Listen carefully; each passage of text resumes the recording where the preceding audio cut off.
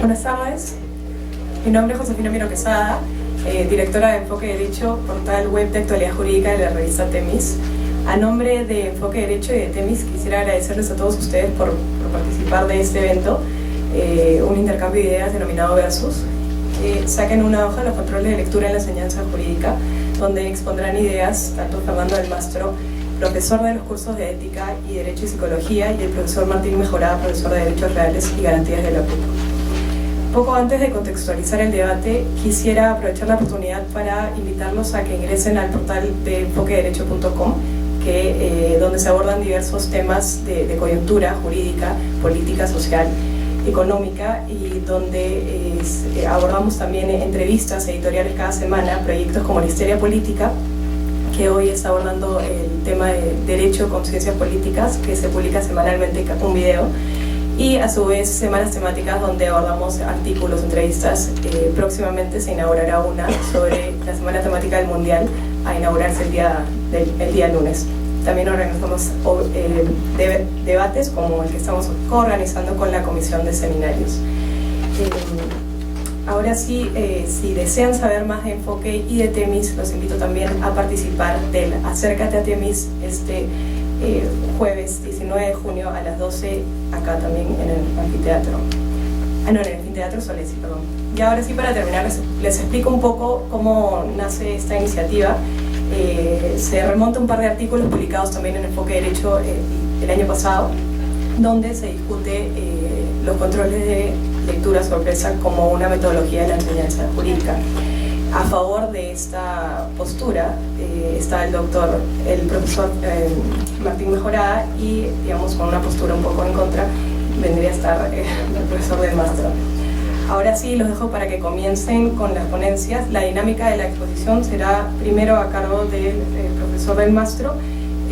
Ambos tendrán un momento para explicar sus ideas, las respuestas, y finalmente procederemos a las respuestas a preguntas o comentarios de parte de los participantes del público. Sin más que decir, los dejo para que disfruten de este Versus. Muchas gracias. Muchas gracias, Josefina, chicos, chicas de Temis. Yo los felicito, las felicito por esta iniciativa. Creo que desde ya que estemos, y miren a su alrededor, ¿no? Yo no sé si ustedes han estado alguna vez en un evento gratis, en un anfiteatro con tanta gente al lado.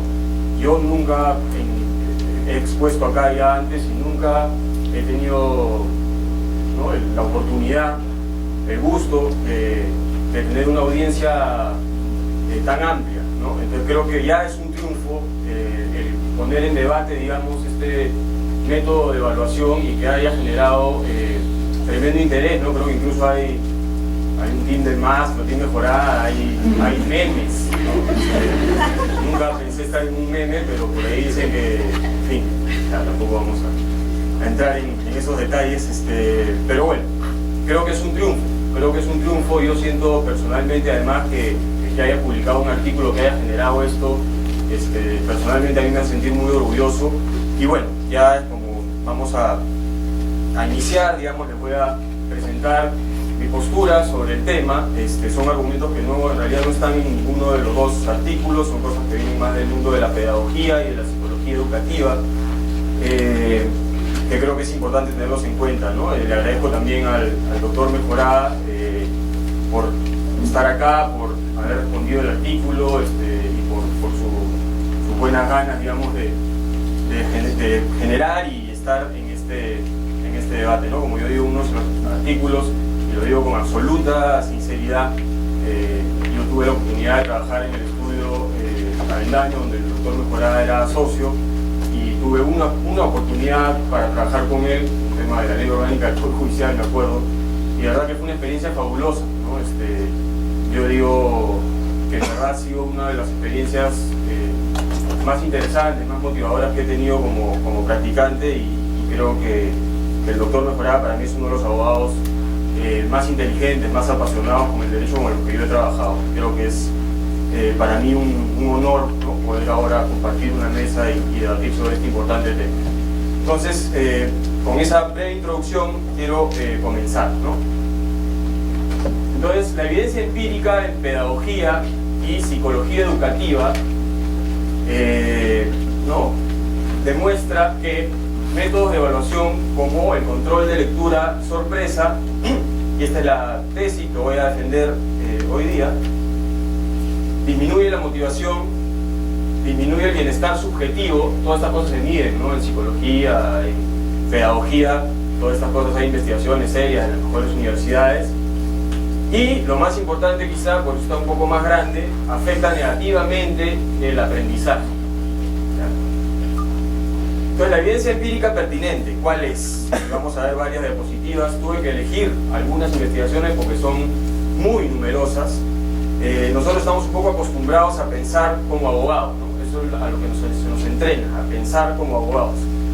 Y claro, pensar como abogado puede estar bien para solucionar problemas legales, y eso, que a veces también puede estorbar un poco para solucionar problemas legales, pero para ver si un método de evaluación en una universidad es o no pertinente, creo que no hay que pensar no necesariamente como abogados, sino que hay que pensar como de un modo más científico, viendo las evidencias de quienes estudian esto, ¿no? Yo estaba justo en un curso de evaluación del aprendizaje, dado por la Facultad de Educación, donde gente se dedica a tiempo completo a investigar sobre esto. Entonces, no escucharlos creo que es entrar al debate sin las herramientas elementales para ver si este método es bueno o no tanto, ¿no? Y uno de los conceptos importantes es el de motivación intrínseca, ¿ya? Y a veces es mejor decir que no es antes de decir que es, ¿no? Esto no es motivación intrínseca. Tienen, para quienes tengan como yo algunos problemas de vista, tienen la presentación todos. Entonces pueden ver por qué no estás trabajando, no le vi llegar, jefe. ¿Qué es la motivación intrínseca? Es el deseo, me gusta lo que hago, me interesa lo que hago, me provoca hacerlo, me parece un reto, me hace pensar, me motiva, o sea, quiero, me gusta, es lo que me gusta hacer, y me provoca hacerlo. Eso es la motivación intrínseca, disfrutar de lo que hacen. Puede sonarles un poco raro esto, disfrutar de lo que hacen. A veces no, eso no ocurre mucho en la Facultad de Derecho, pero eso es lo que es la motivación intrínseca. Y vamos a ver, ¿por qué es importante este asunto? Todo esto son investigaciones, ¿no? Ahí están citados arriba los investigadores que han visto estas cosas, ¿no? Primero, contribuye a mejorar nuestro bienestar subjetivo. Es decir, cuando uno hace las cosas con motivación intrínseca está más feliz. Mejora nuestro aprendizaje. Cuando uno hace algo que le gusta, aprende más, lo hace mejor. Y en tercer lugar, nos ayuda a encontrar nuestra vocación. Uno se acostumbra a hacer las cosas porque hay algo adentro que nos hace querer hacerlas, ¿no? Y eso nos ayuda a encontrar nuestra vocación en el derecho, ¿no? Que es central. Entonces preguntémonos, ¿no? Si la motivación intrínseca es tan importante, ¿qué método de evaluación contribuye a la motivación y al aprendizaje, ¿no? O sea, ¿qué método de evaluación, qué tipo de exámenes, en fin, contribuyen a desarrollar la motivación y el aprendizaje? Y acá hay una investigación muy interesante, tengo por acá, ¿no? De Stigis, un especialista, uno de los más reconocidos en el mundo en estos temas, y dice, ¿no? Hay un tipo de evaluación que aumenta la motivación intrínseca y el aprendizaje. ¿Qué caracteriza a este método de evaluación? Podríamos preguntarnos, ¿qué tipo de evaluación creen que favorece la motivación y el aprendizaje? Y estas son algunas de las características, cuando el alumno tiene una sensación de control, o sea, sabe lo que está pasando, sabe lo que se espera, ¿no? Cuando tiene feedback frecuente y específico. O sea, ustedes dan una evaluación y no solamente les corrijo y ahí tienen 0, 5, 10, 15 o 20, ¿no? Sino les decimos concreta y específicamente en qué han fallado, en qué están bien, qué cosas pueden mejorar. Eso ayuda a aprender. Las tareas son vistas como reto, no como amenazadoras. Todo esto es una cita textual del autor, por si acaso, traducida, ¿no? Por mí. Y donde el alumno tiene una oportunidad para autoevaluarse, o sea, para ustedes que están en el mismo proceso puedan ir viendo cómo están avanzando, ¿no? ¿Qué evaluación disminuye la motivación intrínseca y afecta negativamente el aprendizaje? Un método basado en intimidación, en enfoque en premios o castigos, feedback poco frecuente y vago, limitación al control personal del alumno. Entonces se ha demostrado que estas características afectan negativamente la motivación intrínseca, que como veíamos es bacán, y afecta negativamente el aprendizaje. Y esto, a su vez, ¿no?, disminuye, ¿no?, la motivación intrínseca, lo que está correlacionado con disminuciones en el bienestar subjetivo. O sea, la gente que estudia la felicidad ha mostrado que cuando tu motivación intrínseca baja, te sientes menos satisfecho con tu vida, con tu experiencia, como estudiante, etc. ¿No? Vamos a ver un poco más, porque como les decía, las investigaciones son clarísimas de esto, ¿no? En pedagogía creo que no hay duda, no sé si nos acompaña alguien del Instituto de Docencia Universitaria de la PUC, que se enteraron del evento, les pareció muy interesante, y no sé si hayan podido venir, pero bueno, igual podrán ver el video. Hola a los del video. Entonces, un poco más, ¿no? ¿Qué es lo que malogra el control de lectura sorpresa? Esto está en inglés, pero voy a hacer una traducción así al paso, ¿no? Que los estudiantes, ¿no?, a los que les enseñan con un enfoque más controlador, no solo pierden la iniciativa, es decir, ¿qué cosa es perder la iniciativa? Que yo hago lo que el profesor me pide. Ya no tienen, o sea, ¿no?, están en su clase y ya hay que leer, hay que sacarse buena nota, y se olvidan de la iniciativa, ir para adelante, que es lo que realmente nos hace exitosos, ¿no?, y felices. No solo eso, sino que aprenden menos efectivamente, o sea, integran menos los conocimientos, una serie de estrategias de aprendizaje van peor cuando el enfoque es controlador y ustedes no tienen la responsabilidad del control de estudiar por ustedes mismos, ¿no? Mientras que niveles altos de motivación intrínseca están asociados con more cognitive engagement. ¿Qué significa esto? Significa que uno pone todas sus habilidades cognitivas y de creatividad en la tarea, cuando uno tiene motivación intrínseca. Entonces, por ejemplo, si están estudiando acto jurídico, van a estar leyendo y van a asociarlo a otras cosas, van a recordar cosas, van a decir, uy, pero ¿cómo se resolvería este caso? ¿Por qué es importante esto? Todas sus funciones cognitivas van a estar asociadas, ¿no? Mientras que cuando uno estudia con métodos más controladores, uno está diciendo qué entrará, qué no entrará, escucha, lo tomará, no tomará, y el cerebro no funciona como arriba, sino funciona un poco como abajo, ¿no? Entonces, mayor nivel de compromiso cognitivo genera además mayor aprendizaje y mayores niveles de éxito. O sea, también han medido quién se saca mejores notas, a quién le va mejor en el mercado, quién triunfa más, y al medir esto, los que tienen mayor motivación intrínseca son, ¿no?, lo logran, quienes han sido evaluados con métodos más controladores. Esto lo voy a pasar rápido, ¿no? Lo tienen ahí en el PPT, creo que es redundar un poco. También hay motivación autónoma versus motivación controlada. Este autor es uno de los especialistas número 1 en el mundo en temas de motivación, y ha estado en la PUC, lo ha traído a la PUC, porque estamos muy interesados en conocer más de estos temas. Vino a la PUC en el 2014 y dice, ¿no?, si es la misma onda que las investigaciones que hemos visto, ¿no? Si el profesor le da un premio a los estudiantes, después de un tiempo se acostumbrarán solo al premio y pierden interés por el estudio o la tarea, ¿no? Entonces estudio por la nota, ¿no? Ya sea como premio, sacarme buena nota, o como miedo, sacarme mala nota, ¿no? Y esta sería una manera de motivación controlada. Y dice el autor, ¿no?, esto está citado en el Punto Edu, en la última edición del Punto Edu, es mejor fomentar la motivación autónoma. Así podrán estar más concentrados y animados, y en los exámenes tendrán menos ansiedad. Hay una categoría en los libros de ahora de psiquiatría y tal, que se llama el estrés por los exámenes, ¿no?, la ansiedad de los exámenes. Es muy típico del mundo actual, ¿no? En fin.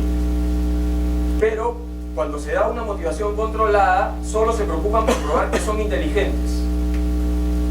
En la motivación autónoma se preocupan por aprender realmente el tema y sentirse inteligentes como consecuencia, ¿no? Entonces, ay, si me saco mala nota, ¿cuánto sacaste, no? Entonces ya te da como que roche de sí, en fin. Entonces estás enfocado en ser inteligente y en sacarte buena nota, pero te olvidas si has aprendido o no has aprendido. O sea, te sacas un 13 y por más que hayas aprendido tremendamente, te sientes mal, ¿no? Porque es lo único que estás buscando.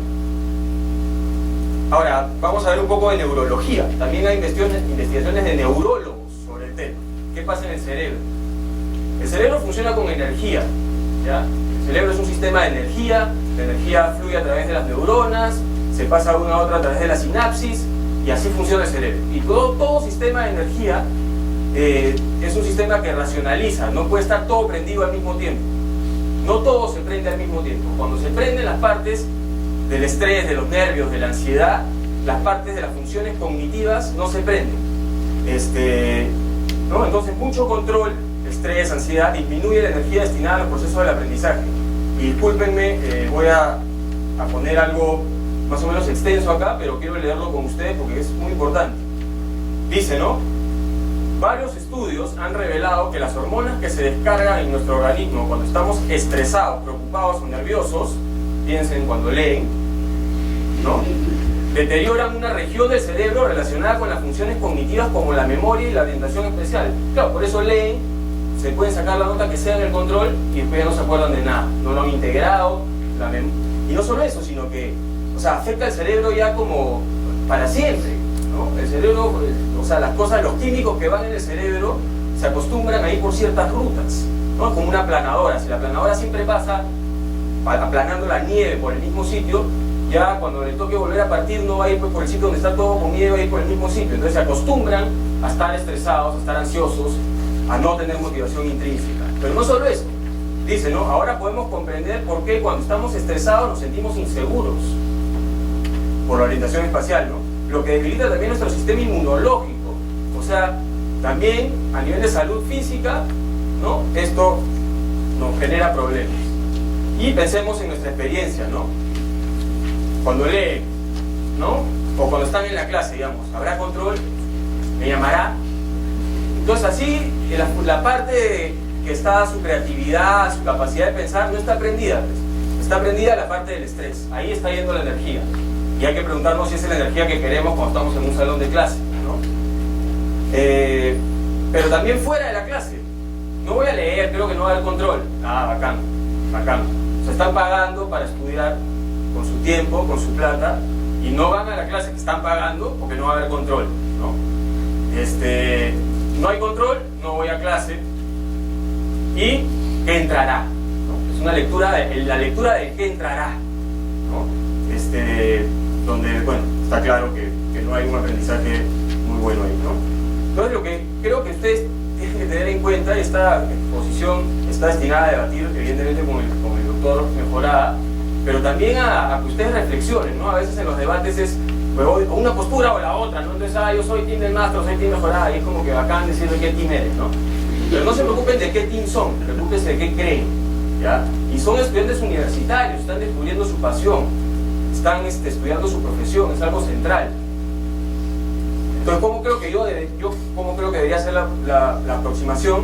No necesito que me obliguen a hacer las cosas, soy un estudiante universitario en la mejor facultad de Derecho del país, pagando dinero y tiempo para aprender mi profesión. Incluso en la educación escolar este tipo de sistemas ya se consideran desfasados, ¿no? Y claro, en el ejército, por ejemplo, sí se siguen este tipo de sistemas basados en la sorpresa. ¿Por qué? Porque en el ejército el pensamiento es peligroso. Tú no quieres que un soldado sea creativo, quieres que te obedezca. Entonces, la primera conclusión, el control sorpresa, y no lo digo yo, están en todas las investigaciones acá, yo simplemente estoy tratando de ser lo más elocuente que puedo. Control sorpresa, menos aprendizaje de la materia, menos motivación, menos bienestar.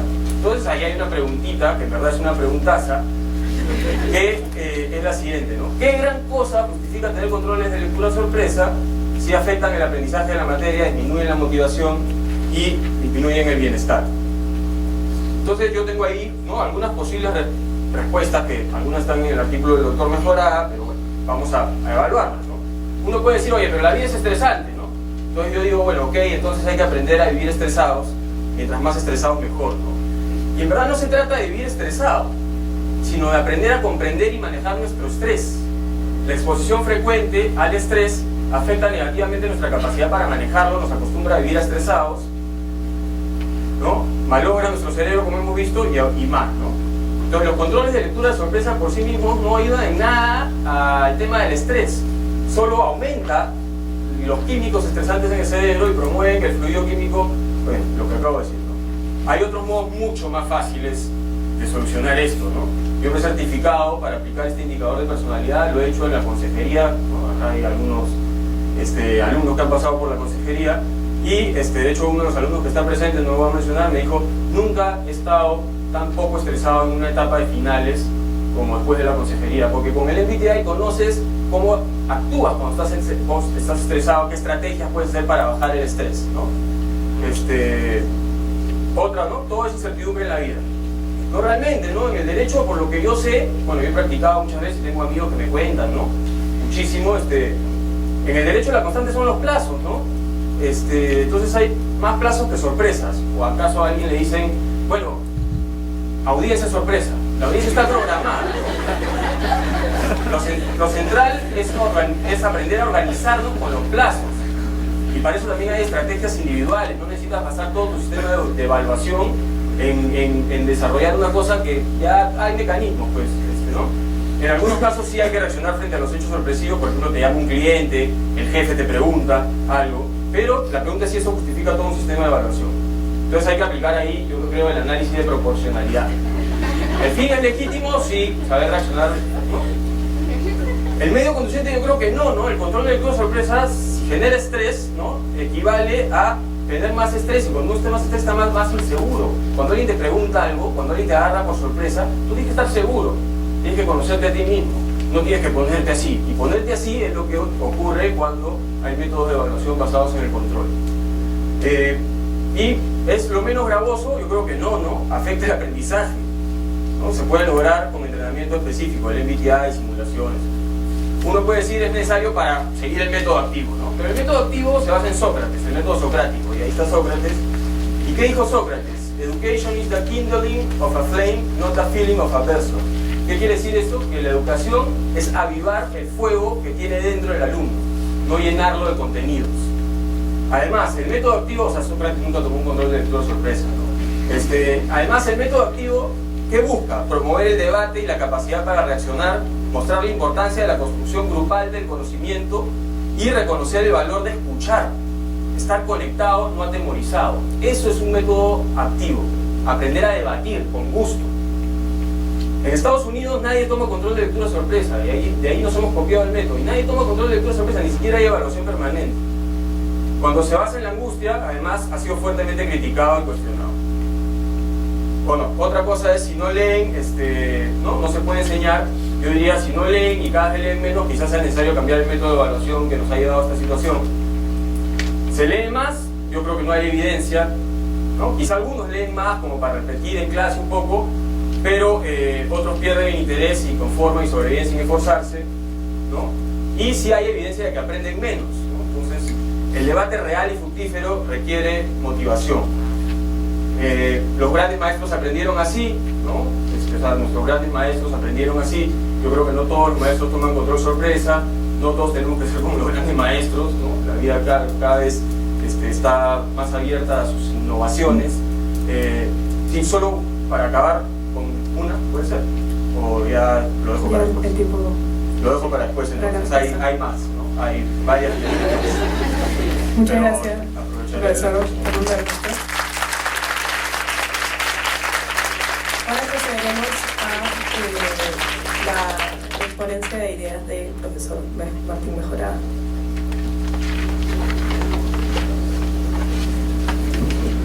Muy amable, buenas tardes. Muchas gracias por la invitación a Temis, a Fernando, por permitirme conversar con él sobre estos asuntos tan interesantes. En realidad, al escucharlo, he tenido sensaciones mixtas porque en la primera parte tuve la impresión que no había nada que debatir, porque estoy totalmente de acuerdo con él y por lo demás no hay manera de refutarlo, porque se trata de estudios a los que debemos atender por la metodología utilizada y por el respaldo de sus autores, estudios, estadísticas, investigaciones que además dicen cosas absolutamente razonables, ¿no? Todo esto que se ha descrito en la primera parte, no hay nada que discutir al respecto. Todos estos eventos a los cuales una persona, estudiante o no, es sometida, van a producir efectos negativos y va a dañar su cerebro y va a ser infeliz y todo este desastre es así, por supuesto. ¿Quién puede decir que no sin haber hecho estos estudios? Pero digamos, los estudios lo confirman. Pero digo, tengo una sensación mixta porque se estaba hablando de un evento que causa estos problemas que yo desconozco. Porque esta circunstancia de la que se habla, el control sorpresa, en los términos de los que se habla, como cuando de pronto llega un juez a la puerta de mi despacho y me dice: hoy tiene audiencia usted sorpresa, ¿no? Eso no existe, ¿no? Y no existen los otros sistemas a los que se está refiriendo Fernando. No existe. Y si existe, hay que echar a ese profesor de inmediato. O sea, cabe en la cabeza de alguien que puede un profesor llegar al aula y decir: se me ocurre que hoy los voy a evaluar sobre este tema jurídico. Saquen una hoja y respondan lo siguiente. Y el alumno no tiene idea de qué es sobre lo que va a ser evaluado. No tiene idea. Esa es la sorpresa. Eso es algo posible. Repito, si hay un profesor que haga eso, tiene que ser echado de la facultad y del país. El método de enseñanza del que me voy a ocupar ahora está asociado a un sistema de evaluación que se llama control permanente, y más allá de cómo se le llame, consiste en que el alumno puede ser evaluado en cualquiera de las reuniones programadas para la clase sobre las materias encargadas para la clase. O sea, el alumno recibe una indicación al comienzo del ciclo sobre que la metodología de enseñanza y el sistema de evaluación asociado a ella consiste en que para cada clase se le asigna un determinado material que debe ser estudiado. Ahora me voy a ocupar en qué consiste ese estudio porque es central para entender todo esto. Y él sabe qué es lo que tiene que preparar. Esa es otra cosa. Esto no es un control de lectura. Diga usted lo que dice tal, comparta la estadística, cuál fue el porcentaje, qué dice el artículo. Si alguien hace eso, debe ser echado igual. El control es un control de estudio sobre una materia limitada. Esto es, para cada clase. Y en esa clase puede ser evaluado al respecto. No sobre cualquier cosa que se le ocurra al profesor. Entonces el alumno sabe esto del día 1. Y en cada oportunidad se le dice: en la siguiente reunión, y en algunos casos para toda la siguiente semana, este es el panorama de actividades que tenemos. Usted se prepara para esto y con estos fines. Entonces yo me pregunto: ¿dónde está la sorpresa? ¿Cuál es la sorpresa? Yo sé que durante esta semana y la que viene, o durante este día y la próxima, voy a o podría ser evaluado sobre estas materias. Materias para las cuales me preparo, pues, ¿no? O no me preparo. ¿Dónde está la sorpresa? Todo esto que se produce, todos estos fenómenos, estas patologías, son ciertas, pero por supuesto, y podrían ser peores. Pero, ¿hay sorpresa en lo que estoy describiendo? Creo que no. ¿Hay estrés? Sí, claro. ¿Hay preocupación? Pero por supuesto. Cuando yo tengo que ir a la corte a confrontarme con un colega o a ser visto por 5 magistrados que van a atender mi argumento, por supuesto que estoy nervioso. Por supuesto, eso es natural. ¿Cómo no estar nervioso? ¿Cómo no estar preocupado? Pero no es esto. No es eso el hecho que estamos juzgando aquí y que en mi opinión genera la polémica. Pero ya veo que no hay tal polémica porque no es de eso de lo que se trata. El alumno, desde esta perspectiva, es informado, puesto en orden sobre lo que tiene que hacer y sobre las materias del curso que debe abordar para cada oportunidad. ¿Qué más le puedo decir, señor? Lea usted esto. Esto tiene que estudiarlo, prepararlo, con todo un sistema que se le explica, ¿no? Eso es parte de la metodología que ahora les voy a compartir. Entonces, ¿dónde está la sorpresa? Hoy puede haber control, dice Fernando. Hoy puede haber control. La respuesta es sí, hoy puede haber control. No te angusties. ¿Hoy puede haber control? Sí, hoy puede haber control. Entonces, el drama está en otros temas. Que si yo tengo miles de lecturas que hacer, y entonces digo, no voy a terminar. Hoy puede haber control como cualquiera de los días, pero no solo tengo otros 10 cursos que hacer, y la práctica, y esto, bueno, pues es otro tema, pues, es otro tema. Un tema de orden, un tema de exceso de actividades, un tema de exceso de lecturas, como digo en el texto, que a pedido de enfoque hice para ocuparme del asunto. Ese es un tema de organización, en el cual la facultad tiene mucho que ver, mucho. Bueno, pero como ya estamos acá, tenemos que tratar el asunto y repito, creo que el punto de partida es uno en el que no concordamos con la identificación de lo que causa el problema. Ese problema es tal y por supuesto no debe ser. de ninguna manera. Señores, yo quiero tratar esto desde dos perspectivas. Una perspectiva institucional y una perspectiva académica. Desde el punto de vista institucional hay asuntos que creo que no se han considerado y que son fundamentales. Esta es una escuela de derecho. Y una escuela de derecho produce abogados. Y los abogados son unos profesionales especiales. No son ingenieros, no son pintores, no son poetas, no son psicólogos, no son constructores, no son músicos. Son personas que van a confrontar la situación de otras personas, que van a obtener una autorización, una licencia por el hecho de tener este recorrido en una escuela, y van a obtener una autorización para hacer e influir decididamente en la vida y el patrimonio de otras personas. Entonces lo que hacemos nosotros, ustedes como estudiantes, nosotros como profesores, es participar de ese proceso que va a dar lugar a unos sujetos muy especiales, llamados abogados. Unos sujetos que pueden arruinar la vida de una persona y cuyo daño va a ser más grave que esos puntitos en la cabeza, en lo patrimonial o en lo personal, como un médico, como un médico. ¿Acaso ustedes quieren ir donde un médico que saben que era un relajado, que estaba muy contento, pero no hacía lecturas? Yo quiero saber sus notas y quiero saber con qué profesores llevó ese médico que esté pegado en la sala de espera. Y ahí veré yo, cirugía, 11. Ah, no, ¿qué pasó?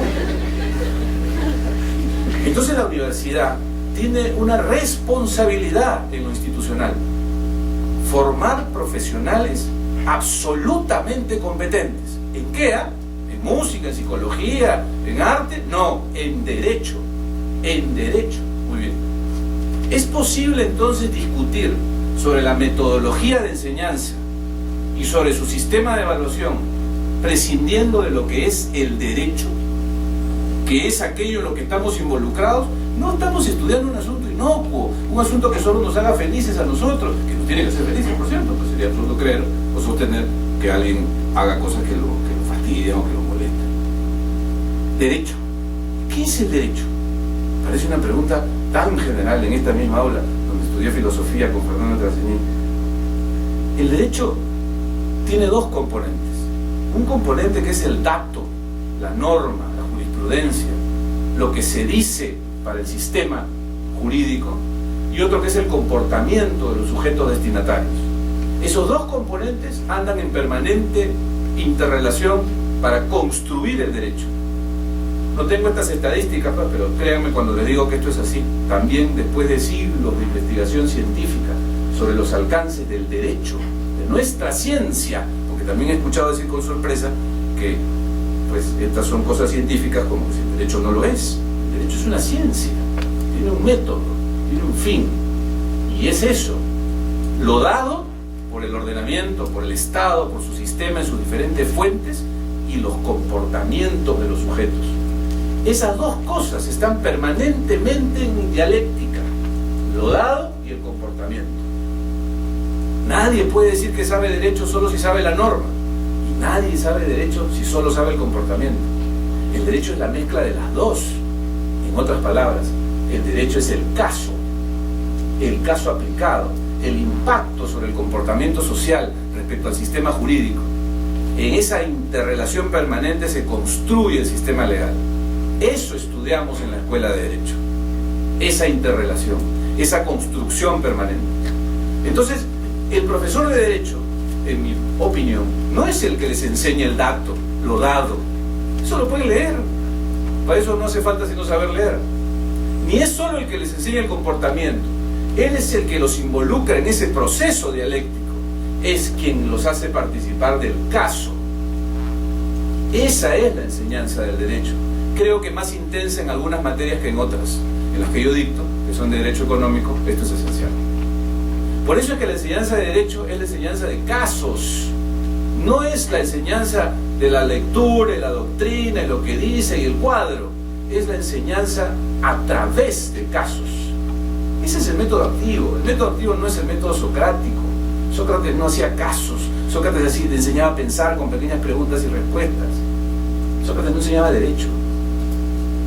Nosotros producimos profesionales del derecho. Este proceso dialéctico se tiene que enseñar. Si no, ¿por qué enseñamos? algo enseñamos, ¿no? Institucionalmente hablando. Y esto que enseñamos, que es derecho, requiere un método. Muy bien. ¿Cuál es el método? Activo, no sé, no importa cómo se le llame. El método funciona con casos, que es mi experiencia. El alumno entonces recibe la indicación antes advertida. Para esta reunión usted prepara tales y cuales casos con la ayuda y la compañía de este otro grupo de elementos dados, normas, jurisprudencia, que usted estudia y que orientamos desde las clases preliminares, pero usted desarrolla los casos. Usted confronta lo dado con el comportamiento humano. Usted puede decidir, porque usted es una persona, cómo reacciona un propietario ante la norma expropiatoria. No le pregunto cómo se impacta el cerebro del propietario expropiado, no, sino cómo el propietario va a reaccionar en términos de producción de riqueza ante la amenaza de una norma que puede quitarle el dominio. Y cómo debe entonces ser la lectura de la norma para lograr los fines institucionales del sistema, con el caso. Esa es la enseñanza que propongo. Muy bien, porque así se logra hacer participar al estudiante del derecho, que es eso, la dialéctica en la construcción permanente de lo dado y el comportamiento social. Así se involucra. Él participa, él produce el concepto legal. ¿Cómo puedo lograr eso? Contándoselo, diciéndole, lo dado es esto, el comportamiento reacciona así, luego el sistema legal produce esto. Tome nota, y proyecto cosas, ¿no? Resumo y reparto. Y lo evalúo. ¿Y qué dice tal autor sobre el particular? ¿O qué dice tal autor sobre el impacto que produce una norma sobre el comportamiento? Eso, en mi opinión, no es enseñanza de derecho. Y de ahí en más, su gravedad en términos de desviación puede ser muy severa y sin duda llegar a puntos como los que Fernando ha compartido. ¿Cómo logro esto? Tengo que encargarle a los alumnos que hagan esto para cada reunión, que preparen los casos. Los casos con la ayuda. Necesito un sistema de evaluación asociado a este propósito, que además no debe ser el único, porque no es el único propósito. Los sistemas de evaluación tienen por objetivo asegurar que al final del día los que dicen ser abogados sean personas absolutamente solventes, conocedores del derecho. ¿Cómo lo aseguro? Un sistema de evaluación mixto, donde en parte se le evalúa al final con un porcentaje y en parte aseguro mi método. Evaluación permanente se le llama. A esto es a lo que se le mal llama, entiendo ahora, control de sorpresa. Mediante la imposición de la evaluación permanente, el alumno se prepara, conocedor siempre de qué es lo que tiene que hacer, y entonces así todo el grupo está informado sobre cómo tiene que estar preparado para esta reunión.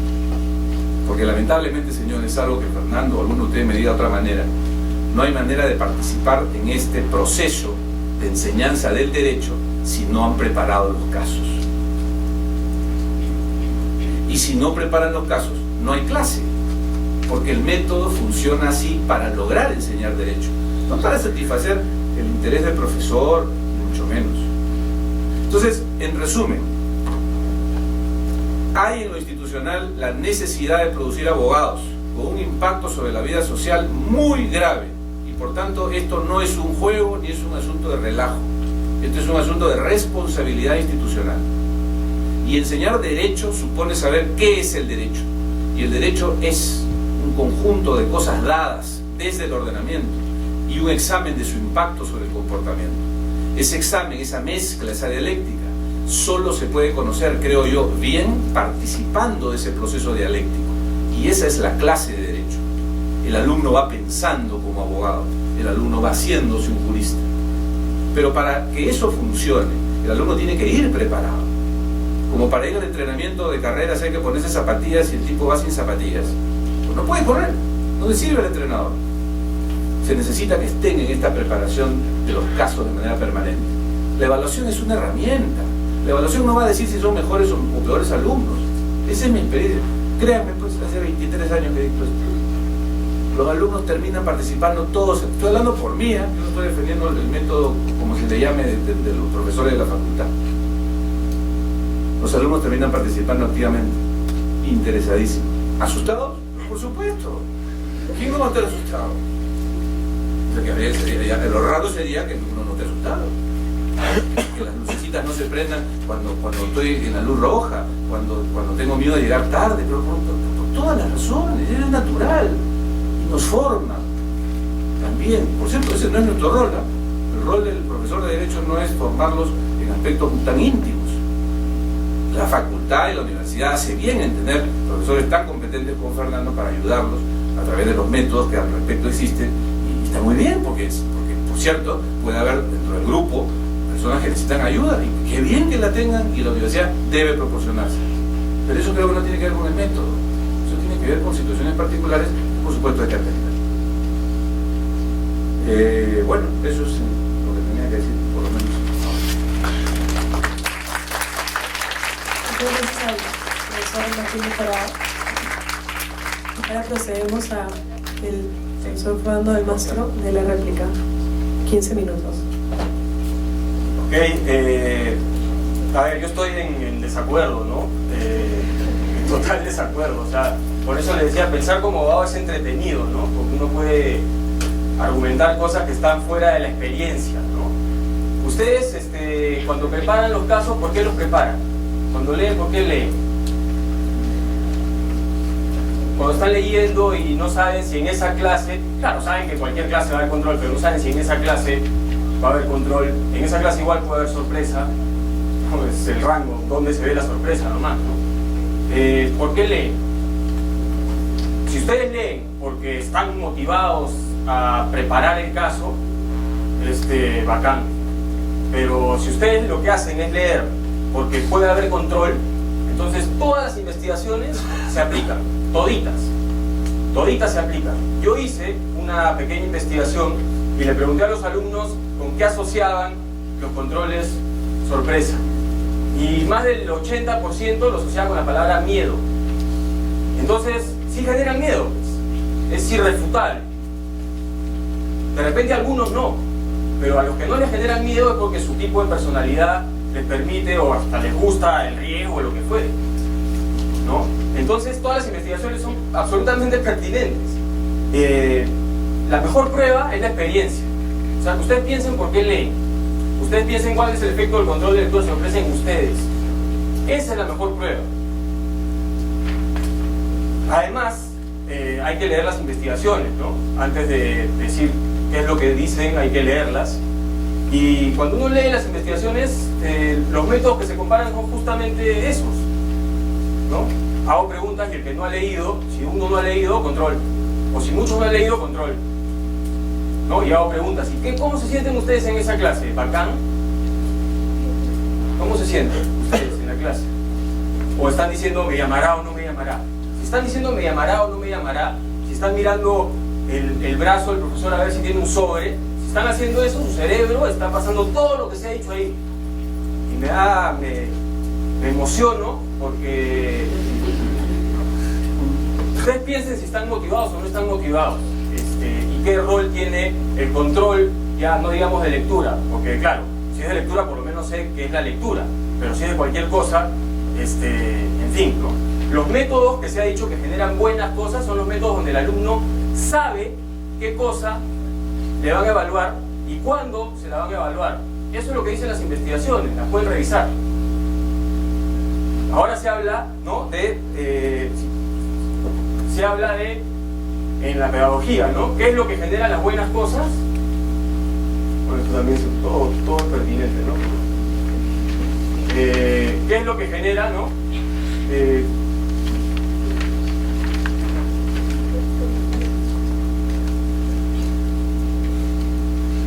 Que los alumnos sepan qué les falta para lograr sus resultados, ¿no? Que aprendan a través de la evaluación a reconocer errores, desarrollar estrategias para mejorar. O sea, la evaluación debería ser algo que querramos hacer para descubrir en qué podemos mejorar. Claro, esto les suena chino a ustedes, porque así está la sociedad, pues, donde el éxito es donde la exigencia tiene que ser igual que sufrir, donde hay que burlarse de lo que hablan de la felicidad, donde la motivación intrínseca es para los cursis y los onzos, no para los abogados fuertes y rudos, ¿no? No. Y vean ahí Mafalda, ¿no? Quino acaba de ganar el Príncipe de Asturias, Claro, hola, ¿qué les pasa a todos? No, dentro de una semana empiezan los exámenes. ¿Me van a decir que eso no es lo que sienten ustedes? Y hay una correlación ahí, evidente, con el tema de los controles sorpresa, y como les digo, las investigaciones señalan esto clarísimamente, ¿no? Entonces está también, ¿no?, esta idea, ¿no?, porque se ha hablado, en fin, del método y tal. Bueno, creo que vale la pena además mencionar el tema del rol del profesor, ¿no? El rol del profesor no es lo que pasa. El rol del profesor se puede ver, por ejemplo, en los mitos, los cuentos de hadas. Ahí es donde la psique profunda se proyecta. Claro, el doctor mejoraba decir los mitos, los cuentos de hadas, eso para sonsos, ¿no? Pero por eso estamos como estamos, pues por eso el mundo está así. Yo creo que hay una idea errada que asocia lo exigente al sufrimiento, ¿no? Yo nunca en mi vida he estado tan motivado como ahora y nunca he tenido tan poco control como ahora. Y me esfuerzo, me rajo, está mi esposa para atestiguar, me amanezco y nadie me obliga. No siento que lo tengo que hacer porque mi jefe me dirá o porque puede haber control. Y de nuevo, piensen en su experiencia. Si 5 de ustedes, después de esta discusión, sale pensando realmente cuál es el impacto de ese método, ya creo que hay un resultado. Pero además miren el modelo PUC. El modelo de la PUC, que todo profesor de la PUC está obligado a seguir, dice, ¿no?, que el rol del profesor, ¿no?, conoce, aplica diversos métodos y recursos y procedimientos de enseñanza y evaluación, estimulando a sus alumnos el deseo de aprender, investigar y trabajar en equipo. Si ustedes creen que el control del lector sorpresa aumenta su deseo de aprender, bueno, de repente algunos sí, pero a lo que quería llegar era a esto otro, ¿no?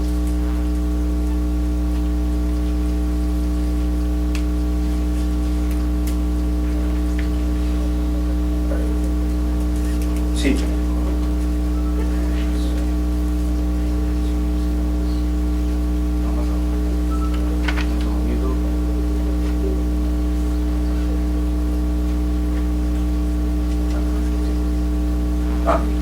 Bueno, está esta idea, ¿no?, que las mejores, ¿no?, el método activo, ¿no?, y el método activo, el método de casos. Ese método se usa en Estados Unidos, ¿no? Ya creo que podemos dejar el PowerPoint.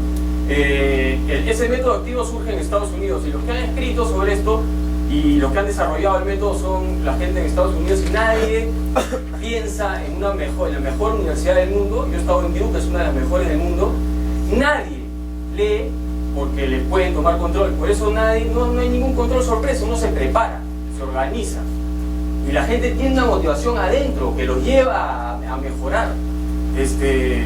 Y este método de los controles sorpresa, creo que la investigación que yo hice y todas las investigaciones, si es que uno se detiene a leerlas, muestran que cuando uno se enfoca en el control, ¿no?, puede o puede no haber control sorpresa, todos estos efectos negativos, ¿no?, y la falta de motivación intrínseca tienen lugar, ¿no? Entonces, en fin, yo tenía algunas otras cosas preparadas, pero creo que lo central es eso, ¿no? Las investigaciones dicen y comparan métodos muy parecidos a lo de los, ¿no?, controles no avisados, se les denomina, y se muestra que eso generan ese tipo de resultados, ¿no? Y como les digo, la mejor prueba al final es su experiencia, y ustedes piensen cómo se sienten con los controles sorpresa. Además hay muchos otros métodos que están en otra diapositiva que se pueden usar para motivar realmente a los alumnos la lectura y la reflexión sobre los casos, ¿no? Entonces, bueno, con eso terminaría mi respuesta. Muchas gracias. Muchas gracias, profesor. Ahora sí, procedemos a la réplica del profesor Martín Mejorada.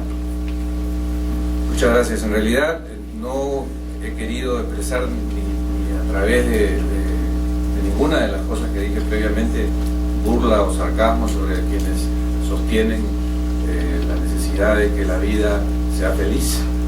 Entonces, por supuesto, todos tenemos que buscar ser felices, todos buscamos ser felices, y se puede teorizar sobre cómo lograrlo, ¿no? Esto está bien, ¿quién podría discutir lo contrario, por favor? Y sobre que es malo sufrir, y tampoco. Sobre que nuestras actividades académicas, profesionales y de todo orden en la vida deben estar acompañadas de un equilibrio que nos haga ser felices, estar contentos, que eso nos hace mejores, que producimos mejor.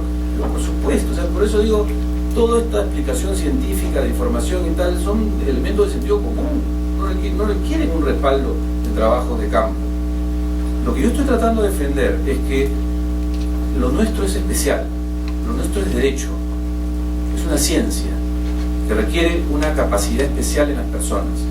En los cuentos del siglo XIX en materia jurídica, que son tan divertidos como los de hadas, decían que el jurista era tal desde que era concebido. Cuando era concebido, una sustancia ingresaba en su cerebelo y se colocaba en una porción interna, ahí donde se contacta el cerebelo con la columna vertebral. Y ese era el jurista, por un evento mágico de los dioses. Eso no es verdad, pues. La verdad es que para ser abogado y para prestar este servicio legal hay que formarse rigurosamente en el conocimiento del derecho. Y el derecho es un proceso dialéctico de información y comportamientos. Para llegar a eso hay que ejercerlo en la enseñanza. Muy bien. Angustia la posibilidad de ser evaluado, naturalmente, siempre. Angustia, y no es lo único que angustia en la vida. ¿El alumno con este método termina motivado? Mi impresión es que sí resulta motivado. Porque el alumno, no hay nada más feliz para una persona. Yo soy alumno, no se olvide, para ser abogado que sea alumno. Y yo fui tratado, por mala suerte, no en todos los cursos con este método, sino solo en algunos de ellos. Y yo me sentía feliz cuando, luego de haberme esforzado la noche anterior preparando los casos, participaba. Y por supuesto que sentí, si me llama y se Avendaño me llama, ahora ya, y me llama. Entonces produzco una solución que estudié y me doy cuenta que está caminando bien, que estoy mejorando, que estoy produciendo soluciones inteligentes, interesantes, creativas. Y es un proceso. Pero uno está contento, sale contento. ¿Cómo no está contento? Las luces cambian de colores. Sí, sí. O sea, yo sostengo que eso motiva, porque si esto fuera solamente un curso de terror, no es así, no puede ser. Ahora, no hay que descartar, muchachos, que de repente pues hay que buscar ayuda para ubicar bien la formación, porque si yo pongo a Gianmarco Ciñago explicándole el dado y el comportamiento y la dialéctica, pues su cerebro va a explotar, ¿no? O sea, de repente pues no es lo nuestro. O sea, los sistemas de acceso a la facultad también pasan por eso, y hay abogados que se vuelven periodistas, muy bien, y ellos quieren de repente solo lo dado. Yo quiero un panorama del derecho, que me proyecte todas las imágenes, que no me tome controles, ¿no? Ya. Pero nosotros no formamos pues esos, aunque está muy bien, abogados periodistas, abogados psicólogos, abogados arqueólogos, abogados psiquiatras, abogados cocineros, todo perfecto. Pero la facultad, la universidad no puede producir su sistema sobre la base de esa posibilidad que desde el punto de vista de lo académico y de la teoría del conocimiento es estupendo. La universidad tiene que producir abogados. Yo como profesor y los profesores de esta facultad estamos obligados a asegurarnos que todos tengan esa oportunidad, todos, no los más afanados, no los que quieren ser como el papá o los que están destinados a ocupar el lugar de socio principal en el estudio del padre o en el estudio que ellos mismos ya eligieron y que tienen todo un plan de vida. No, todos, incluso los que tienen dudas, y cuando han resuelto un caso y han hecho esta combinación dialéctica y producen una solución, no saben lo increíble que es. Producen un concepto los alumnos, como lo haría Messineo, como lo haría Yoserrán, exactamente igual, porque estamos hablando de una producción de conocimiento. Pero el profesor necesita asegurarse que todos tengan zapatillas, que todos lleven zapatillas, ¿no? La evaluación es una tontería. ¿Cuánto pesa eso? ¿Cuánto pesa eso? ¿20%? No es tontería, eso no va a decir sus vidas. Eso es una cuestión de orden. Si hay un curso, repito, donde el profesor los aterroriza y les dice, hoy el control de un asunto, ¿cómo? Pero si ese tema no lo hemos visto, igual el control. Y esto va a decidir su futuro. No, pues eso no puede ser. Yo con eso hagamos una marcha, yo voy de la mano con Fernando a hablar con el campo, impulsar ese proceso. Señores, quiero agradecerles mucho, en verdad, y el honor que me ha hecho Fernando, que a quien felicito además. Es un profesor del cual la facultad debe sentirse orgulloso, entre otras cosas porque toma su trabajo con mucha seriedad y estoy seguro que nos ayuda a todos, primero para poner atención a aspectos que a veces no le ponemos atención. No somos los abogados los rudos que seguramente algunos creen que son, o los valientes que queremos ser. No, tenemos miedo, nos preocupan las cosas, pero las enfrentamos. Hay que tratar de hacer eso, creo, en la vida. Hay que tratar de identificar si lo que hacemos es lo que nos va a hacer felices, y en eso Fernando pues tiene el conocimiento, la presencia en la facultad suficiente para ayudarlo y ayudarnos a todos. Muchas gracias, buenas tardes. Muchas gracias a los profesores, ambos han sido exalumnos de TEMIS, dicho sea de paso. Ahora sí vamos a pasar a la sección de las preguntas o comentarios.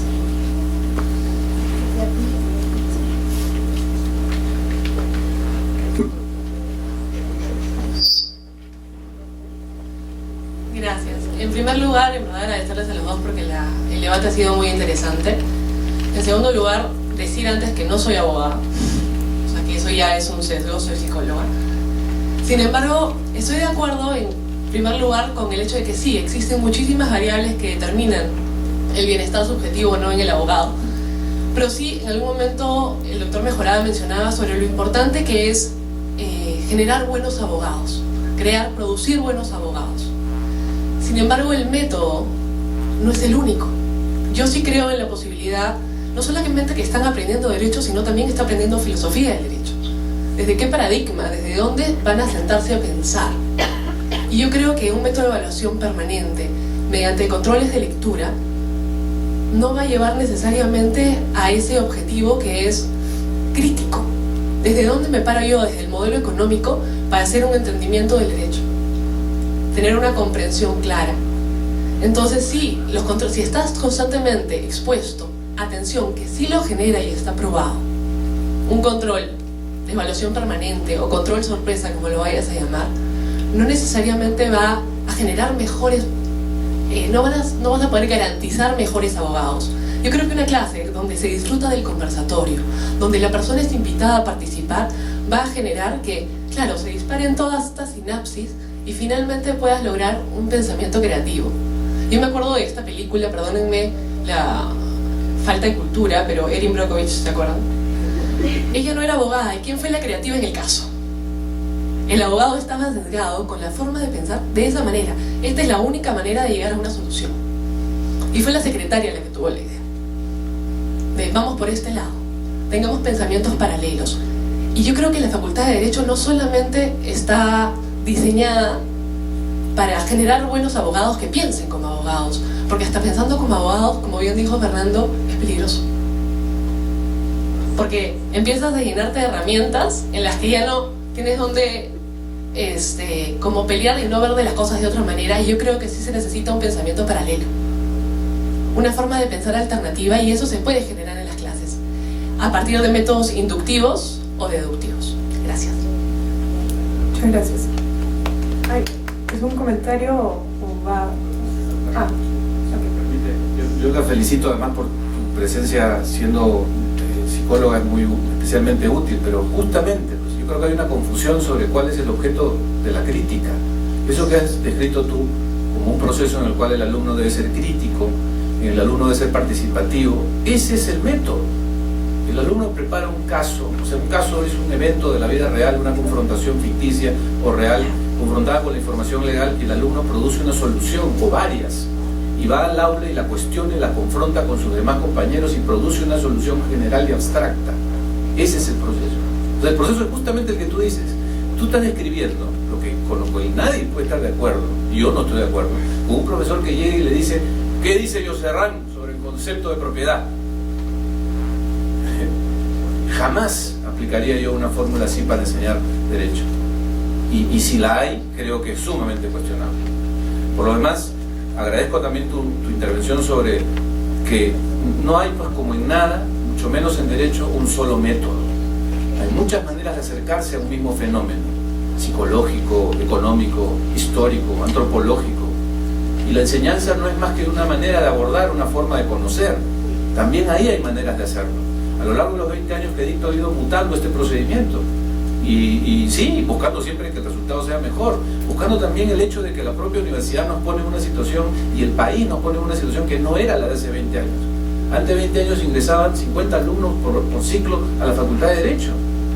Hace 20 años el número de chicos que salían del colegio era mucho menor, el número de ingresantes a la Facultad de Derecho y a la universidad en general era mayor, el número de alumnos es mayor. Todo eso tiene que generar reacciones metodológicas, institucionales. Te agradezco tu comentario. comentario. Muchas gracias. Va a agregar un comentario el profesor Fernández. A ver, yo creo que sí que es importante. Muchas de las cosas que están diciendo están desde la perspectiva del abogado privado, ¿no? Que defiende a una persona. Hay mil formas de ejercer el derecho, miles. Pero claro, si están todo el día preocupados por la evaluación permanente en los 7 cursos que siguen, difícil, ¿no? Ver un poco más allá de lo evidente, ¿no? O de lo que está ahí. Y otra cosa que creo que es muy importante es, claro, cuando uno está en la clase de Derecho Penal, claro, uno puede decir hay que desarrollar la capacidad crítica, pero es la capacidad crítica para interpretar una norma de acuerdo a ciertos criterios que están dados. Pero cuando les hablan de la resocialización, ¿no? El fin de la pena, la resocialización, bueno, pues, ¿por qué no van a ver Lurigancho? A ver si ahí se resocializa gente o no. Entonces, hay que pensar más allá. Los conceptos legales que tenemos son los conceptos legales de hace miles de años. Y el sistema legal está bien. ¿Ustedes creen que el sistema legal funciona? Porque ese sistema legal es el que están aprendiendo a usar ustedes. Un sistema legal que no funciona para nada, donde se regula gente sin que sepa ni siquiera qué dice la norma, sin que sea siquiera entendible la norma. Esa es la realidad. Entonces, bueno, eso también es responsabilidad de la Facultad de Derecho, ¿no? Es cierto, en un curso específico uno debe aprender a aplicar la norma, pero uno no debería aprender a aplicar sin creatividad. Y la parte del cerebro de la creatividad, si ustedes están pensando tomará o no control, o qué entrará o qué no entrará en el control para todas las clases, la parte de la creatividad, esas lucecitas, que son las lucecitas que los pueden hacer sentirse bien con ustedes mismos, no se van a aprender. Entonces, en fin, ¿no? Creo que es pertinente, me parecía pertinente hacer esa acotación. Gracias. Muchas gracias. Oye, antes que nada, felicitarlos por el excelente debate que hemos tenido. Y bueno, quería abordar un tema que, en primer lugar, la facultad nos da la elección, no sé si buena o mala, de elegir con qué profesores queremos llevar. Por ejemplo, personalmente, a mí me gusta el método de enseñanza de la doctora Mejorada, porque principalmente me parece algo esencial el hecho de estar preparado, cosa que nos va a pasar en la vida diaria. O sea, es cierto que no hay audiencia sorpresa, pero en la audiencia tu rival, tu contrincante, te puede sacar un argumento que tú no tenías pensado. Pero si uno domina el caso, creo que puede y tiene que estar preparado psicológicamente para afrontar la situación. El cliente busca tener confianza en su abogado, saber que su abogado no va a colapsar, no va a perder los papeles. Asimismo, el problema también está en que hay muchos estudiantes que en realidad quizá parece que no quieren ser abogados. O sea, hay muchas áreas en el derecho. Personalmente a mí me gusta la área de la litigación tanto como la área de la investigación, y no nos da el tiempo quizá para cumplir los roles. Pero si yo soy un estudiante de derecho y sé que tengo que cumplir con el rol de aprobar los cursos, tengo que hacer que mi método se ajuste al método del profesor, mi estilo de aprendizaje. Y también finalmente es cierto que en la facultad hay diversos estilos de profesores, pero como también nosotros nos sentimos bien, digamos, con un profesor que nos dé casos prácticos, también tenemos la opción a elegir profesores que nos den más temas de teoría general del derecho. Y creo que en realidad depende más, mi conclusión es que depende de la predisposición que tiene el alumno a tal metodología y a tal estilo de profesor. Y creo que ahí sí falla la facultad a veces ponernos, no hacer bien que la currícula vaya de la mano de las prácticas, porque lamentablemente uno quiere aprender bien, pero por las prácticas, la presión del trabajo hace que uno desvaríe. Creo que principalmente es eso. Bueno, muchísimas gracias. Estoy totalmente de acuerdo contigo. O sea, yo hablaba, ¿no? Iba a presentar otra diapositiva más propositiva, digamos, ¿no? Y cómo generar la motivación. Y un tema esencial para motivar a alguien es comprenderlo. Y yo creo que los profesores, muchos profesores, no creo que sea, ¿no? El caso del doctor Mejorada, no creo que sea mi caso, y de muchos otros, pero muchos profesores no comprenden a los alumnos, ¿no? Y un aspecto básico de esa comprensión es saber cuál es su carga de trabajo, ¿no? O sea, a veces sí en 7 cursos tienen que practicar y es ahí simplemente con control, sin control, con lo que sea, es simplemente imposible. De repente están desmotivados, y yo sí creo que es el rol del profesor. Para mí, que un alumno jale mi curso es un fracaso. Yo considero que un alumno mío jale un curso es un fracaso. Porque si yo detecto que un alumno mío no está leyendo, hay algo pues, que no lo está haciendo leer, algo. Y si yo soy responsable de esa clase, y el profesor siempre ha sido una persona cercana, piensen en las películas de los profesores, donde hay profesores. Siempre es una figura cercana, que te conoce, que sabe quién eres, que te escucha. Entonces, me parece muy valioso y creo que la facultad tiene un rol ahí importante. Pero, a ver, yo en eso estoy de acuerdo, pero en algunas cosas otras en desacuerdo, ¿no? Tú cuando te toman un examen no sabes qué te van a preguntar, así como en la audiencia no sabes qué te van a decir. O sea, la incertidumbre igual está en el examen avisado. Número 1. Y número 2, las investigaciones muestran que cuando tú sabes no solo cuándo va a ser la evaluación, sino qué temas van a entrar, te organizas mejor, aprendes a asociar cosas, te pones creativo, dices, ¿qué me podrán preguntar? Cuando tú te preguntas qué me podrán preguntar, aprendes mucho más a simplemente leer, porque puede haber control, ¿no? Entonces, o sea, realmente saber la fecha no es, estamos siendo más tranquilos con ustedes, nos estamos relajando, estamos siendo más flexibles, para nada. Saber la fecha es permitirle a alguien organizarse bien para lidiar con la incertidumbre de qué me preguntarán. La evaluación puede ser oral, por ejemplo, ¿no? Y ahí hay otros recursos, en fin, ¿no? Entonces yo creo que la pedagogía ha avanzado muchísimo y hay muchos métodos específicos para desarrollar ciertas habilidades y no se necesita que un sistema de evaluación.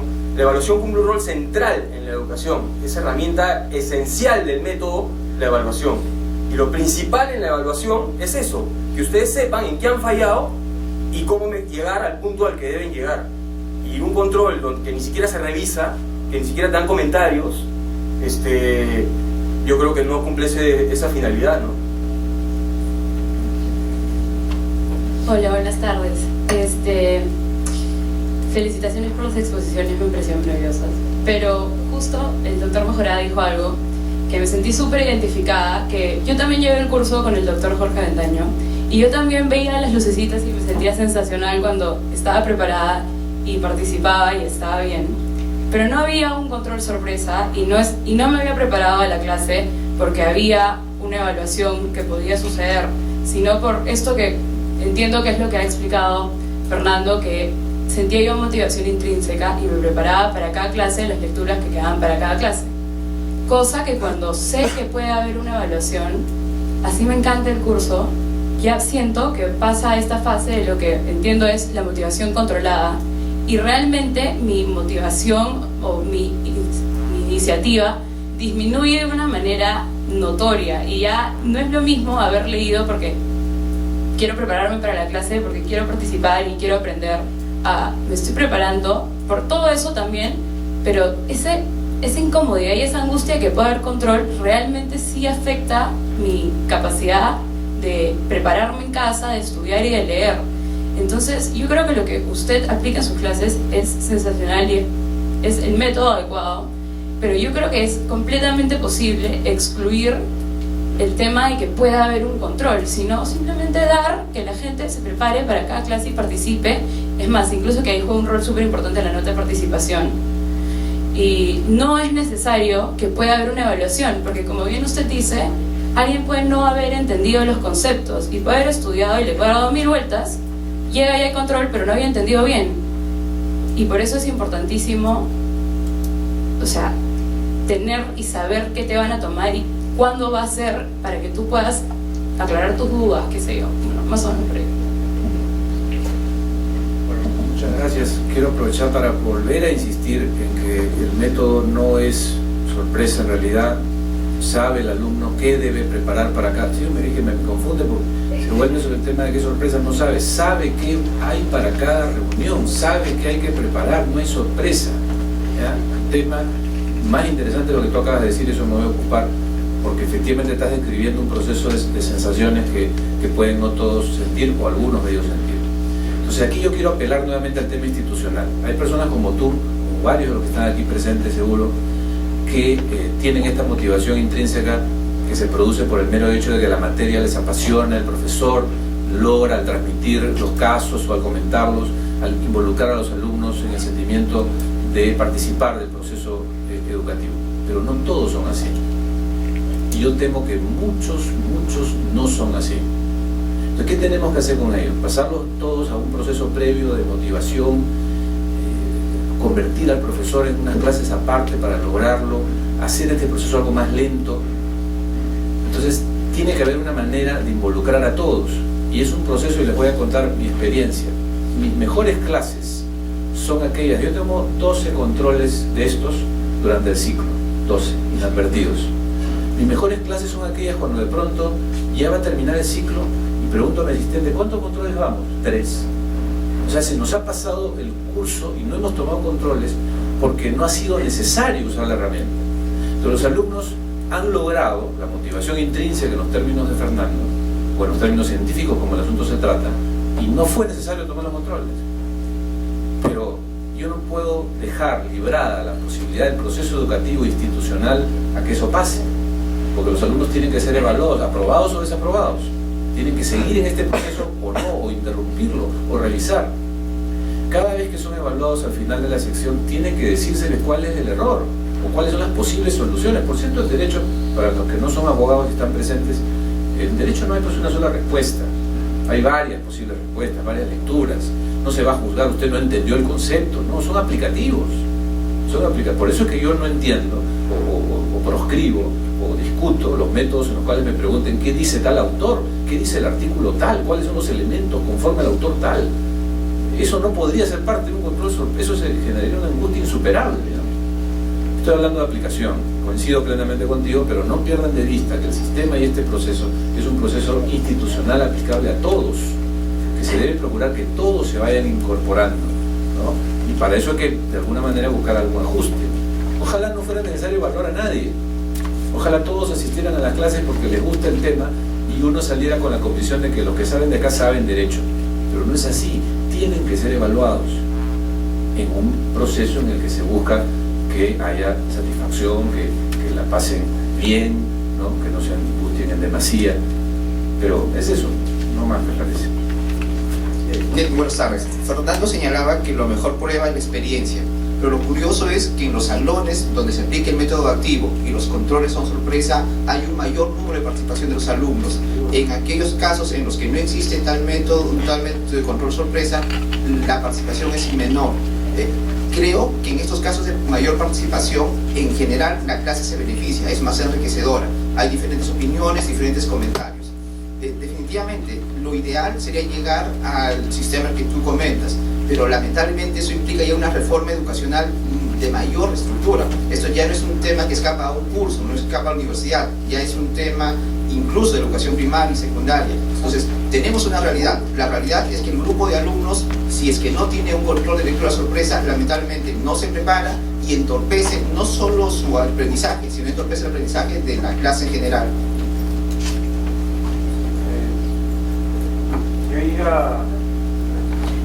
Yo iría incluso más allá. No es un problema de la educación primaria, sino es un problema del mundo. Es un problema del mundo. Los índices de depresión, o sea, la mayor discapacidad en el mundo actualmente es la depresión. En los colegios en Estados Unidos, 1 de cada 3 niños está medicado porque se mueve mucho. O sea, es un problema del mundo.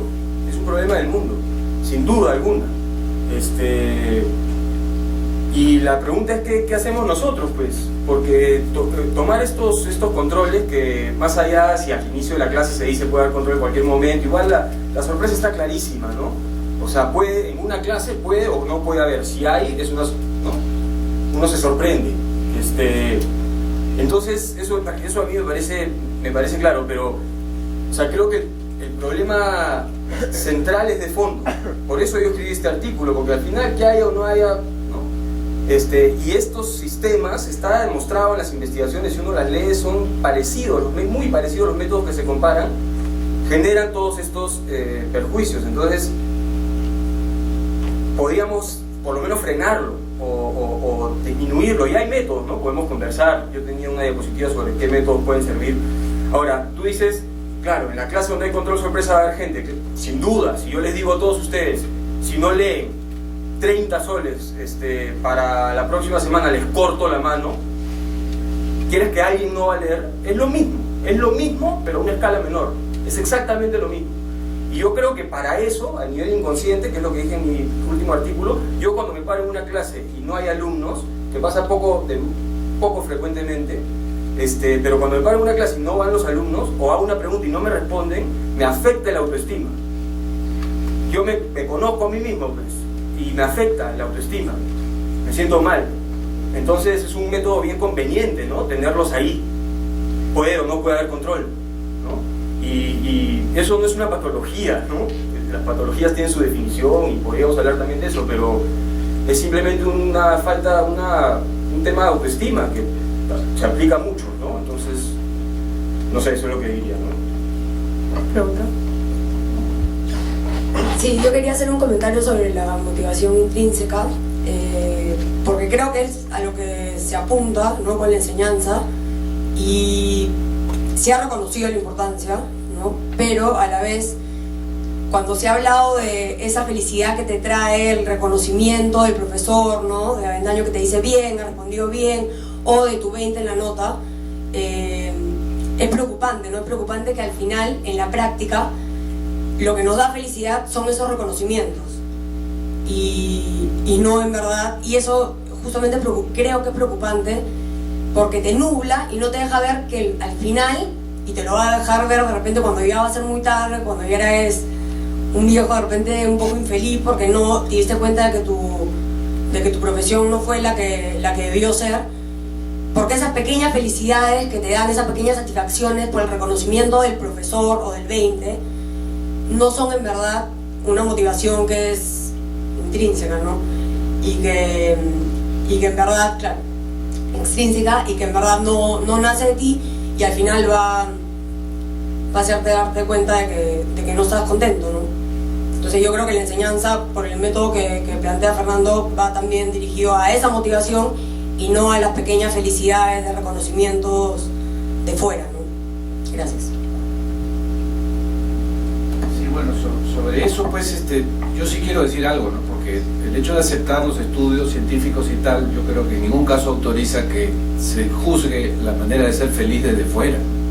Uno es feliz como se siente interiormente satisfecho, y uno puede ser feliz porque el profesor te dice que estás bien, o porque viste pasar un venado cruzando en cámara lenta por los jardines de la facultad, o porque cantas una canción, porque escuchas a un disertador que plantea las ideas con claridad.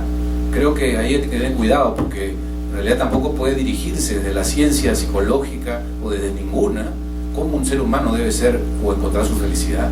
Eso es una de las cosas más íntimas que corresponden al ser, y en materia jurídica con mayor razón, porque se trata de una ciencia social cuyo conocimiento profundo radica en cosas que, pues, para un médico le parecerían absolutamente absurdas, como probablemente para los abogados le parezcan, en términos similares, la satisfacción que obtiene un torero o la que obtiene, pues, un pintor. Entonces, sí, me parece, yo quiero rescatar y resaltar el hecho de que estas pequeñas felicidades van construyendo eventualmente para la persona, pues, en su proceso de felicidad, en términos profesionales, quiero decir, ¿no? O sea, esto se convertirá, esa indicación del profesor sobre el acierto o la creatividad en la afirmación, se convertirá mañana más tarde en el elogio del cliente sobre la solución que se le dio a su caso, o en la sentencia favorable que se obtuvo en la corte, o en la felicitación del gremio de colegas que dan cuenta de una solución o de una postura valiosa para la sociedad. Creo que esto es parte de un proceso, ¿no? Como seguramente antes del profesor de Derecho habrán otros a menor escala desde que uno es niño.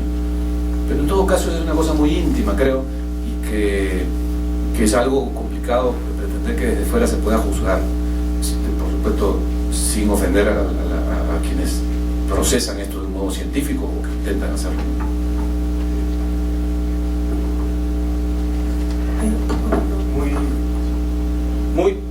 Un segundo, bueno, ver al venado está demostrado científicamente que te hace más feliz, ¿no?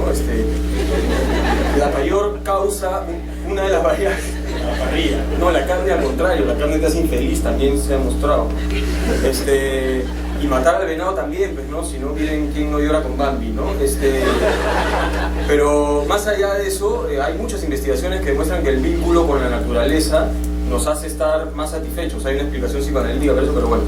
Hay investigaciones en Estados Unidos que demuestran que los abogados que tienen más plata, los que tienen más plata, así absurda cantidad de plata, son los que cometen en todas las profesiones, ¿ah? En todas. Son el top 1 en suicidios, depresión, abuso de sustancias y divorcios. Entonces, bueno, la ciencia sí, decir que es felicidad y que no es felicidad, yo también discuto, hay mucho las estadísticas y todo, pero difícil decir, pues, ¿no?, que la gente es feliz si está deprimida, si se quiere matar, si se divorcia o si abusa de sustancias, ¿no? ¿Y por qué? Porque es el significado de la plata. O sea, la plata significa algo, significa que tu autoestima depende. O sea, ¿de qué depende su autoestima? Esa es la pregunta que les haría. ¿De qué depende su autoestima? Y yo creo que la autoestima debe depender del valor interno, de lo que uno vale, y eso tiene que ser descubierto.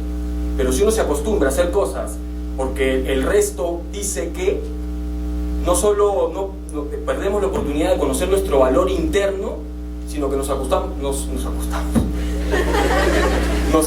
eso también genera felicidad, sino que nos acostumbramos, ¿no?, nuestra autoestima depende de lo que el resto dice, ¿no?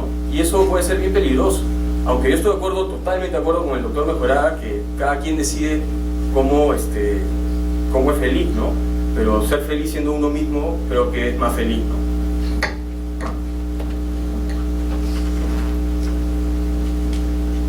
Esto para Fernando. Estoy 100% de acuerdo con lo que has mencionado y tengo me gustaría saber cómo solucionarías algo que acabas de mencionar sobre cómo te sientes cuando estás en clase y te das cuenta que la gente no viene, y efectivamente está por el tema de la asistencia a clases. Y yo tengo un profesor que siempre nos dice esto y siempre juega con nosotros, nos dice que hay control y de repente vienen los 45 alumnos pero no toma control, dice el control es la próxima clase.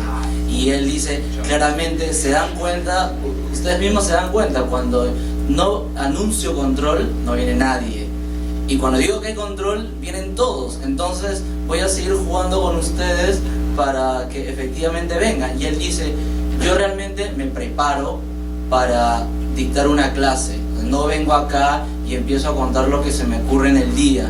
Entonces, ok, el control sorpresa ayuda a que la gente venga, pero de la misma manera perjudica en cierta manera el aprendizaje, con lo que estoy de acuerdo.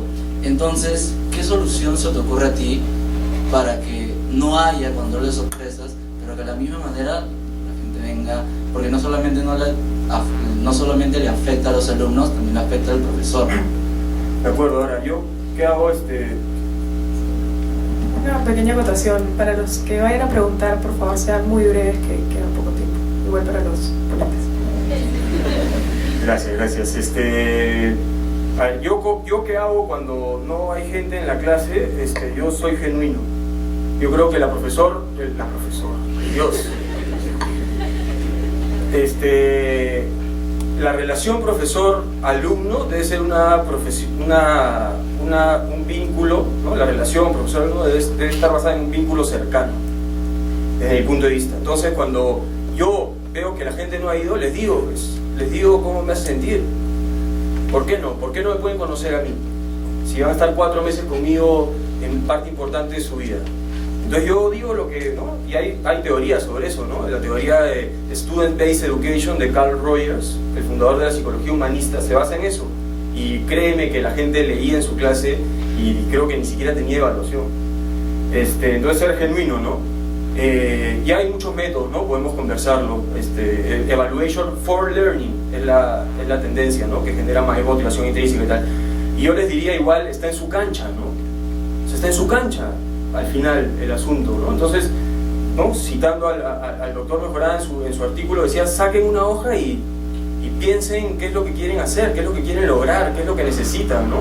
Y bueno, pues si en una clase no les interesa un pepino la clase y quieren sacarse 11 y pasarla bien, bueno, pues son estudiantes universitarios ustedes.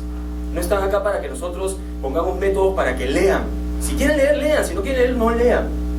igual nosotros al final les tomaremos un examen de grado y decidiremos quién tiene el título.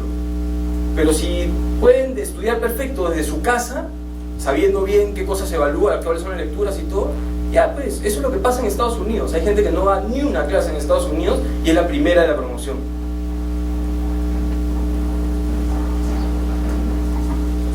Hola, ¿qué tal? Buenas tardes. Brevemente, creo que hay algo que no se ha profundizado, en lo que no se ha profundizado mucho, que es que, si bien yo soy exalumno del profesor Mejorada y sí sentí la satisfacción y me fue bien en el curso y etcétera, creo que dentro de este método de control sorpresa o evaluación permanente, creo que dentro de esta metodología hay otras metodologías que se suscriben a esta, ¿no? Creo que el método del profesor Mejorada es tal vez el menos gravoso para la salud, si es que se puede decir así, pero hay otros. Por ejemplo, yo tengo un curso en el que me dejan 8 soles por clase en promedio y es sorpresa en los controles y son verdadero y falso y te viene una oración de la lectura, y creo que así esos son la mayoría de los controles sorpresa, ¿no? Creo que salvo otros cursos, o que me corrijan si es que hay otros cursos en los que se aplica el método que propone el doctor Mejorada, creo que no hay más, ¿no? Creo que es el único curso, no sé, pero la mayoría son estos, ¿no? que acabo de mencionar, y creo que sí es un problema bastante grave. Gracias.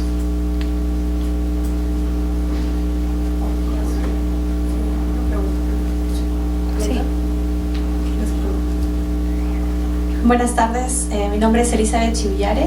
Nosotras, acá vengo con Silvana, con Carolina y Ana C. Nosotras somos del Instituto de Docencia Universitaria, de aquí de la universidad. Y quiero felicitarlos porque en realidad escucharlos a ambos y ver también toda la asistencia es de gran satisfacción, saber que es un tema muy importante, ¿no? Y justo el día de ayer hemos empezado un curso virtual para docentes. Justamente tiene el título Evaluación para el aprendizaje, que es muy diferente del aprendizaje.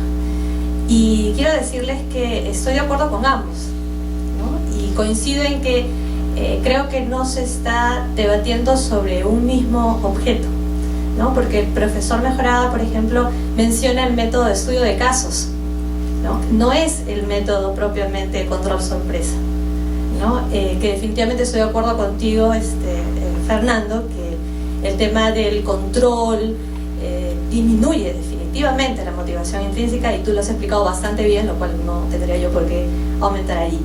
Y brevemente sobre la evaluación para el aprendizaje, que hay varios principios, me voy a centrar en 2 porque justamente cada uno de ustedes ha defendido uno de ellos. Uno de los principios para la evaluación para el aprendizaje es que el docente considere el impacto emocional que genera la evaluación, sea cual sea, porque todo de evaluación de todas maneras te va a generar, ¿no? La preocupación, la ansiedad, en menor o mayor medida las diferencias individuales están. Y el profesor Mejorada estaba defendiendo otro aspecto importante de una evaluación para el aprendizaje, que es que esté orientada a determinados objetivos de aprendizaje. Y la selección del método de enseñanza y de evaluación que esté acorde, ¿no? Y en coherencia con él. Entonces creo que ambos están defendiendo lo mismo, ¿no? Y más bien lo que ha mencionado la última persona es y creo que todos estamos en contra aquí, de aquel control que no está orientado a ningún objetivo, ¿no? Porque el objetivo es formar una habilidad, pero me están tomando cosas memorísticas. Creo que es a lo otro a lo que deberíamos en todo caso estar todos en contra. Gracias. Una última pregunta.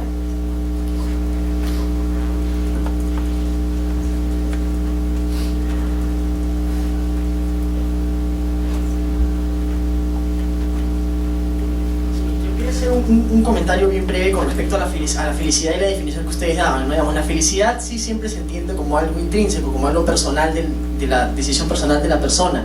Ahora, cuando hablaban del ejemplo que puso Alesia sobre Mejorada y Avendaño, ¿no? Yo me pongo en el mismo ejemplo. Uno sabe que el doctor Mejorada tiene un determinado método de enseñanza, y uno sabe que el doctor Avendaño tiene un método mucho más relajado en ese sentido. Entonces, uno elige Digamos, yo creo que el mejor método de enseñanza no es el estandarizado, sino es el donde el alumno, para ser feliz, tiene la posibilidad de elegir dentro de distintos métodos. Si yo sé que el curso es difícil y que me va a tomar control sorpresa, y yo soy ese 20% que dijo el doctor del Mastro, que le encanta la adrenalina y tal, pues me voy al curso del doctor Mejorada, pero no tenemos por qué quitarle al doctor Mejorada la posibilidad de realizar control de sorpresa. Y si quiero un control programado, voy a la clase del doctor del Mastro, digamos. Pero yo como alumno, para ser feliz en una facultad de Derecho institucionalmente, tengo que tener opciones, como tienen de hecho los alumnos aquí, que eligen a qué profesor ir, qué curso es más difícil, qué curso es más fácil, ¿no? Y yo creo que lo que sí aumenta la felicidad es las opciones, y es justamente lo que hace que el derecho, siendo tan diverso, yo tenga la posibilidad de poder escoger. Yo de hecho soy un abogado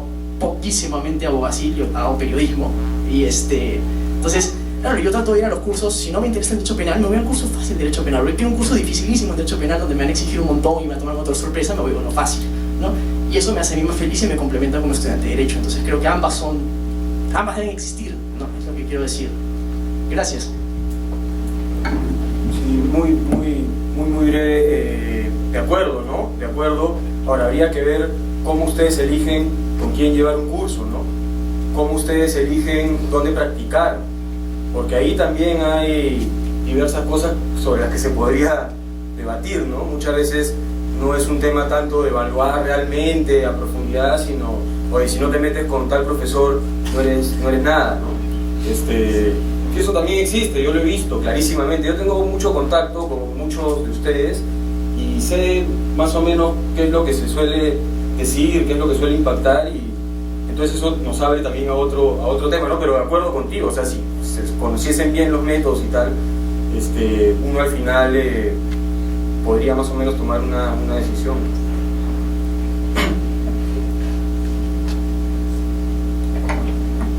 Bueno, finalmente ya para finalizar, muchas gracias a todos por asistir y muchas gracias a la facultad, a ambos ponentes, un aplauso para ambos.